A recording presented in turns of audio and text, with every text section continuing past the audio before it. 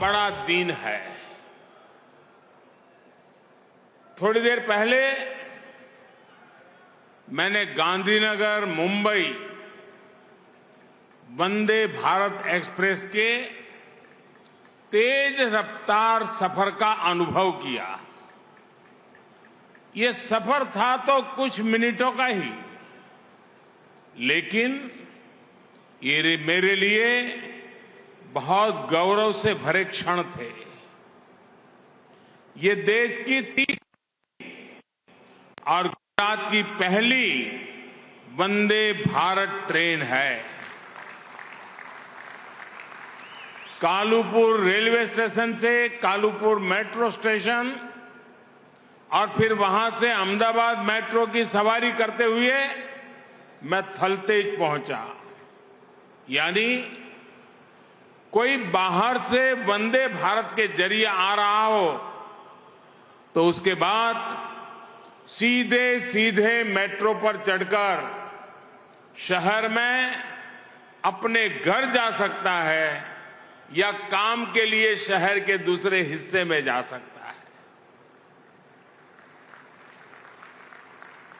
और गति इतनी तेज कि जो शेड्यूल कार्यक्रम बनाया था उससे 20 मिनट पहले मैं थलतेज पहुंच गया।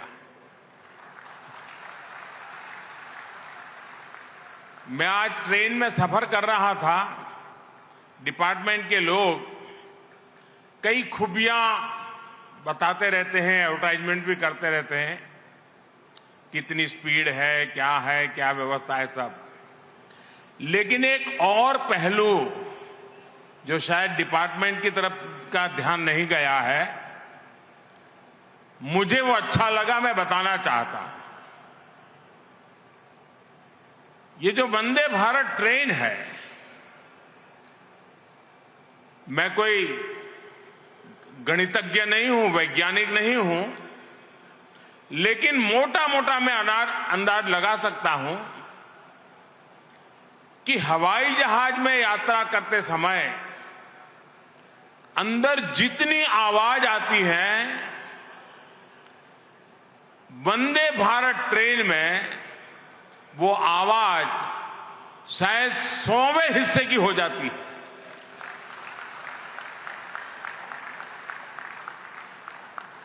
यानी 100 गुना ज्यादा आवाज विमान में होती है। विमान में अगर बातचीत करनी है तो काफी दिक्कत रहती है। मैं वंदे भारत ट्रेन में देख रहा था, आराम से मैं लोगों से बातचीत कर रहा था क्योंकि कोई आवाज ही नहीं थी बाकी। इसका मतलब जो लोग हवाई जहाज के आदी हैं, उनको अगर ये आवाज के विषय में ज्ञान हो जाएगा, मैं पक्का मानता हूं वो हवाई जहाज नहीं, वंदे भारत ट्रेन पसंद करेंगे।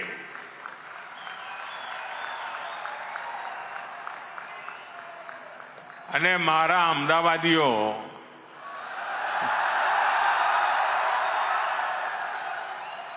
મારે આજે અમદાવાદને 100 સલામ કરવી છે।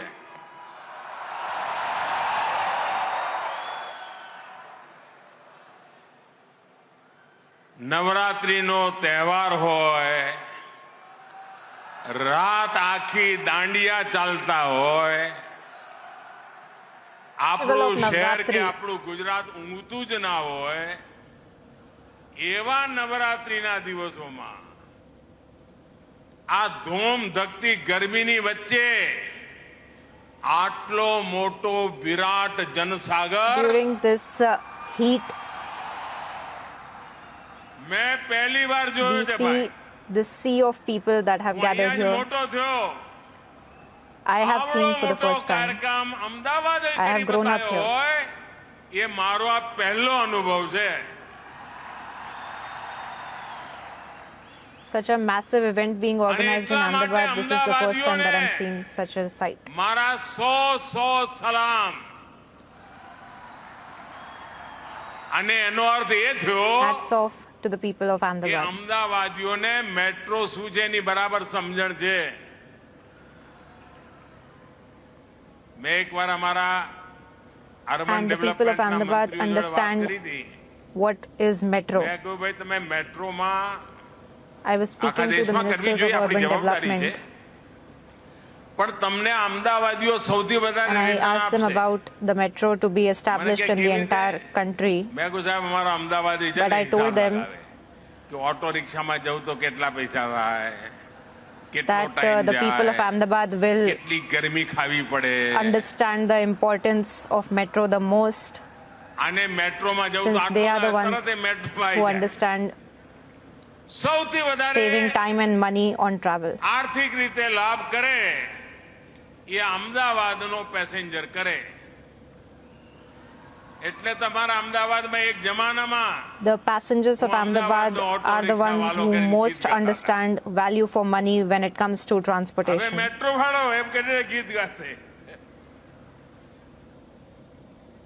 मैं सचमुच में आज अहमदाबाद को जितनी बधाई दूं, जितनी सलाम करो उतनी कम है दोस्तों. आज अहमदाबाद ने मेरा दिल जीत लिया है.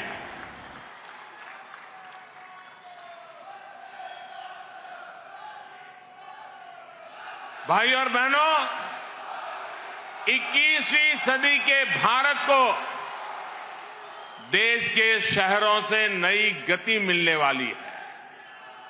हमें बदलते हुए समय और बदलती हुई जरूरतों के साथ अपने शहरों को भी निरंतर आधुनिक बनाना जरूरी है. शहर में ट्रांसपोर्ट का सिस्टम आधुनिक हो, सीमलेस कनेक्टिविटी हो, यातायात का एक साधन दूसरे को सपोर्ट करे, ये किया जाना बहुत आवश्यक है. और जो गुजरात में मोदी की पर बारीकी नजर रखने वाले लोग हैं, वो वैसे एक अच्छी जमात है और एक तेज जमात भी है. उनको ध्यान होगा, जब मैं यहां मुख्यमंत्री था, मुझे साल तो याद नहीं है, बहुत वर्षों पहले हमने अहमदाबाद में मल्टी मॉडल ट्रांसपोर्टेशन को लेकर के ग्लोबल समिट किया था.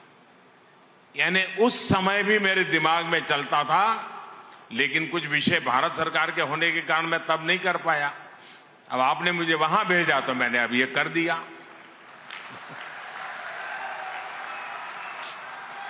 लेकिन ये सोच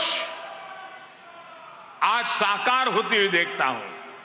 और इसी सोच के साथ बीते 8 वर्षों में शहरों के इंफ्रास्ट्रक्चर पर इतना बड़ा निवेश किया जा रहा है. 8 वर्षों में एक के बाद एक देश के 2 दर्जन से ज्यादा शहरों में मेट्रो या तो शुरू हो चुकी है या फिर तेजी से काम चल रहा है. देश के दर्जनों छोटे शहरों को एयर कनेक्टिविटी से जोड़ा गया है. उड़ान योजना छोटे शहरों में हवाई सुविधा देने में बड़ी भूमिका निभा रही है. हमारे जो रेलवे स्टेशन हुआ करते थे, उनकी क्या स्थिति थी, ये आप भली भांति जानते हैं. आज गांधीनगर रेलवे स्टेशन दुनिया के किसी भी एयरपोर्ट से कम नहीं है. और 2 दिन पहले भारत सरकार ने अहमदाबाद रेलवे स्टेशन को भी आधुनिक बनाने की स्वीकृति दे दी है. साथियों,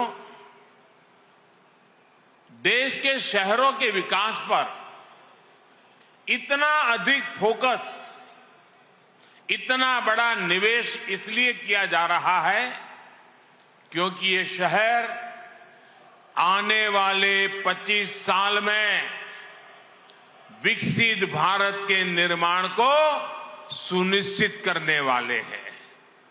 यही अहमदाबाद, सूरत, बड़ौदा, भोपाल, इंदौर, जयपुर, यही सब हिंदुस्तान के 25 साल के भाग्य को गढ़ने वाले हैं।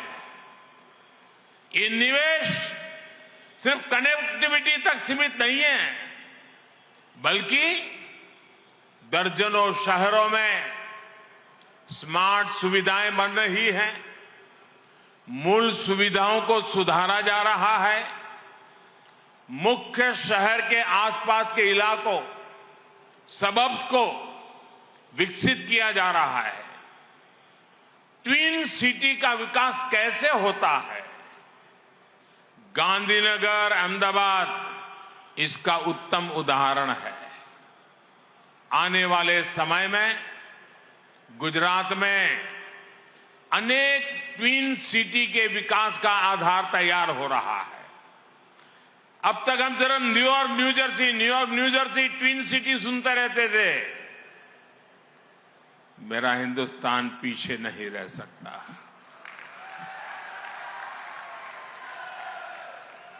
और आप अपनी आंखों के सामने देख सकते हैं, अहमदाबाद गांधीनगर का विकास, ट्विन सिटी का वो मॉडल। उसी प्रकार से हमारे नजदीक में आनंद, नडियाद, उधर भरूच, अंकलेश्वर, वलसाड़ और वापी, सूरत और नवसारी, बड़ोदरा, हालोल कालोल, मोरबी, वांकानेर और महसाना, कड़ी, ऐसे बहुत सारे ट्विन सिटी गुजरात की पहचान को और सशक्त करने वाले हैं। पुराने शहरों में सुधार और उनके विस्तार पर फोकस के साथ साथ ऐसे नए शहरों का निर्माण भी किया जा रहा है जो ग्लोबल बिजनेस डिमांड के अनुसार तैयार हो रहे हैं। गिफ्ट सिटी भी इस प्रकार के प्लग एंड प्ले सुविधाओं वाले शहरों का बहुत उत्तम उदाहरण है। साथियों, मुझे याद है जब मैंने गिफ्ट सिटी की बात शायद 2005-6 में कही थी, और उस समय जो मेरा विजन था उसका एक वीडियो प्रेजेंटेशन किया था, तो बहुत लोगों को लगता था यार ये क्या बातें करते हैं, कुछ हमारे देश में हो सकता है ऐसा। मैंने उस समय लिखा हुआ पढ़ा भी है और सुना भी है। आज गिफ्ट सिटी आपकी आंखों के सामने खड़ा हो चुका है दोस्तों, और देखते ही देखते हजारों लोगों को रोजगार देने वाला केंद्र बन रहा है। साथियों, एक समय था जब अहमदाबाद में ट्रांसपोर्ट का मतलब क्या, આપણે ત્યાં અમદાવાદમાં ટ્રાન્સપોર્ટ એટલે લાલ બસ, લાલ દરવાજા, લાલ બસ અને હરીફરીને રિક્ષાવાળો।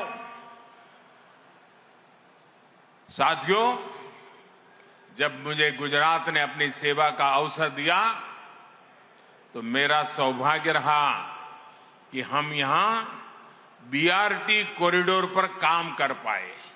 ये भी देश में पहला था। मुझे तो बीआरटी बस की पहली यात्रा का साक्षी बनने का सौभाग्य भी मिला था। और मुझे याद है, लोग विदेश से आते थे तो अपने परिवार को कहते थे कि इस बार जब गुजरात जाएंगे तो जरा बीआरटी में ट्रैवल करना है, बहुत पढ़ा है, बहुत सुना है। साथियों, तब भी कोशिश यही थी कि सामान्य नागरिक, सामान्य जन, उनकी सुविधा कैसे बढ़े, उनके लिए सीमलेस कनेक्टिविटी का लाभ कैसे मिले। और लोकतंत्र और शासन का यह काम होता है कि सामान्य नागरिक की आवश्यकताओं के अनुसार और देश को नई ऊंचाइयों पर ले जाने के संकल्प के साथ विकास की यात्रा को इन दो पटरी पर चलाना होता है। आज उसी सपने को भव्य रूप से हम सच होते देख रहे हैं। मैं इस अवसर पर हृदय से आप सभी लोगों को बहुत बहुत बधाई देता हूं। साथियों, आज अहमदाबाद मेट्रो के लगभग 32 किलोमीटर सेक्शन पर यात्रा शुरू हुई है। और ये आपको सुनकर के आश्चर्य होगा, भारत में मेट्रो की शुरुआत हुई तब से अब तक में ये पहली बार ऐसा रिकॉर्ड बना है कि एक ही साथ 32 किलोमीटर करीब करीब उसकी यात्रा का लोकार्पण हुआ है। इसकी और एक विशेषता रही है, रेलवे लाइन के ऊपर से मेट्रो ट्रैक के निर्माण की मुश्किल चुनौतियों के बावजूद ये काम तेजी से पूरा हुआ है। इससे मेट्रो के लिए अतिरिक्त जमीन की जरूरत भी नहीं पड़ी। आज मेट्रो के पहले फेज का लोकार्पण हुआ है, वहीं फेज 2 में गांधीनगर को कनेक्ट किया जा रहा है। भाइयों और बहनों, अहमदाबाद और मुंबई के बीच शुरू हुई वंदे भारत ट्रेन से देश के 2 बड़े शहरों के बीच सफर को आरामदायक भी बनाएंगी और दूरी को भी कम करेगी। सामान्य एक्सप्रेस ट्रेन अहमदाबाद से मुंबई पहुंचने में करीब करीब 7, साढ़े 7, 8, साढ़े 8 घंटे लगा देती है। कभी कभी उससे भी ज्यादा समय लगता है। शताब्दी ट्रेन भी कभी 6, साढ़े 6, 7, साढ़े 7 घंटे तक समय ले लेती है।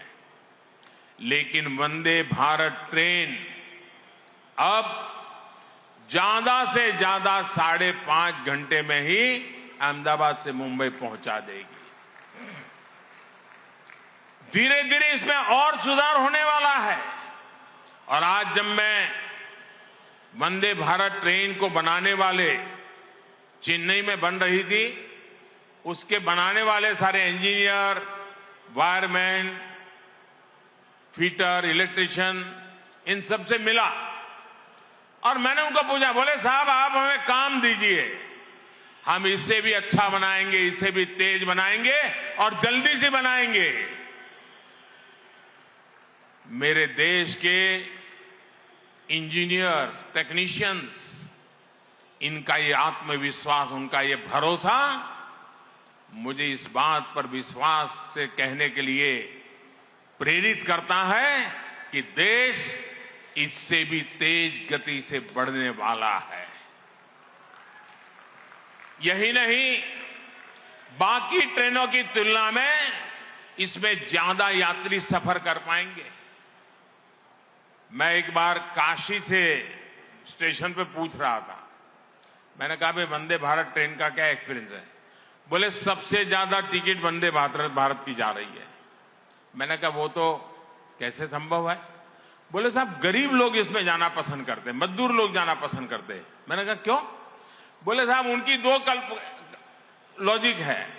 एक, लगेज काफी अंदर जगह है ले जाने के लिए, और दूसरा, इतना जल्दी पहुंच जाते हैं कि जाकर के काम करते हैं तो उतने घंटे टिकट का जो पैसा है वो भी निकल जाता है। ये वंदे भारत की ताकत है। साथियों, आज इस अवसर पर मैं आप लोगों को यह भी बताना चाहता हूं कि डबल इंजन की सरकार का लाभ कैसे अहमदाबाद प्रोजेक्ट को मिला। जब बोटाद रेल लाइन का ओवरहेड स्पेस मेट्रो प्रोजेक्ट के लिए इस्तेमाल करने की बात आई तो केंद्र सरकार ने तुरंत इसकी मंजूरी दे दी। इससे वासना ओल्ड हाईकोर्ट रूट की मेट्रो का काम तुरंत ही शुरू होना संभव हो सका।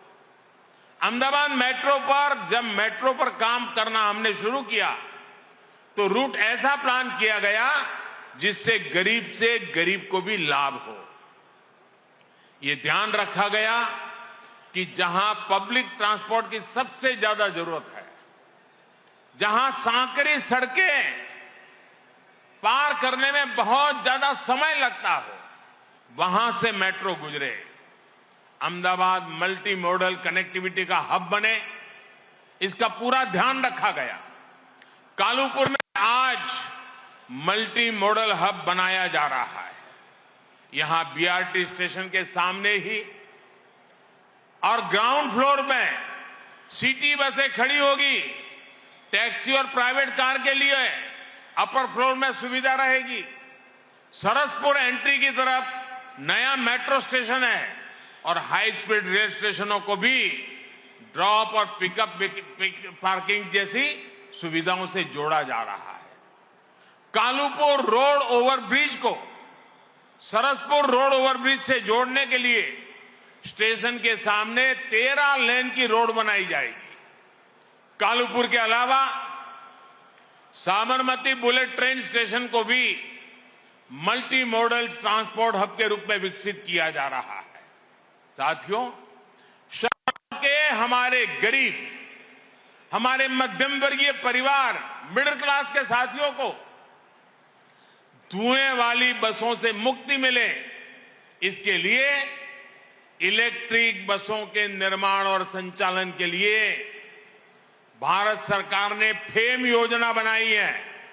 फेम योजना शुरू की है ताकि पर्यावरण की भी रक्षा हो, लोगों को आवाज से भी मुक्ति मिले, धुएं से भी मुक्ति मिले और गति तेज मिले।